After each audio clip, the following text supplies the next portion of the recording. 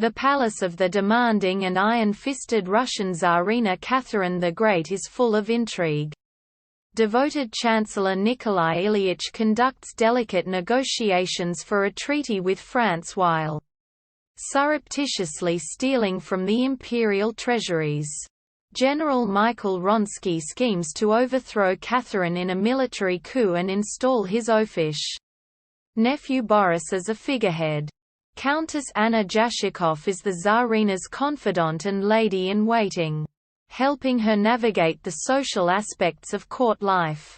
When Catherine discards her latest lover, Variatinsky, commander of the palace guard, he responds by attempting to shoot himself. But he misses.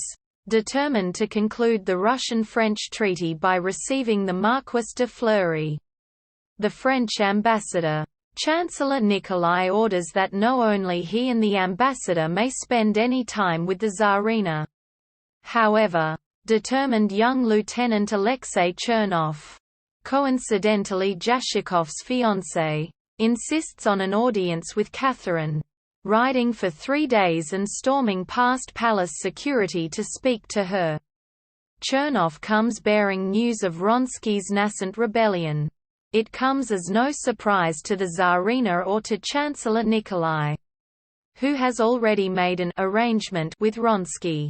But Catherine likes the patriotic and handsome lieutenant, promoting him to captain and asking him to prepare policy recommendations on foreign and domestic issues. Later, she seduces him, ensuring his promotion to general and installing him as the new commander of the palace guard. Countess Jashikov is infuriated and takes her anger out on Catherine, who responds by banishing her from court. Chancellor Nikolai, who has become outraged at Chernov's reformist proposals, attempts to resign, but is compelled to stay on by Catherine, who ensures him that she is not taking Chernov seriously as an advisor. Elsewhere, Chernov is being courted by Wronski and the rebellious generals. They wish to use his position to ensure that the palace guard does not raise any physical resistance to their forces.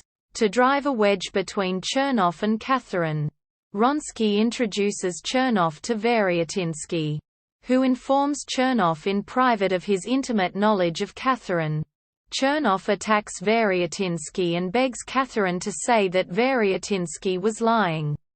But the Tsarina candidly confirms his claims, describes Chernov as a nobody whom she made prominent, and accidentally discloses that she has been discarding Chernov's policy plans without reading them.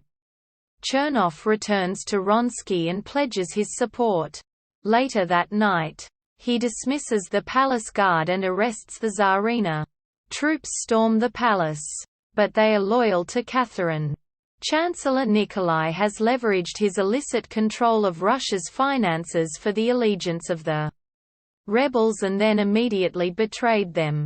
The uprising is quelled. Wronski is made Chancellor Nikolai's servant, but a betrayed Catherine sentences Chernov to death, a condemnation that he accepts as a traitor. Lobbying by Chancellor Nikolai and Countess Jashikov, who has returned from exile, convinces the Tsarina to pardon Chernov.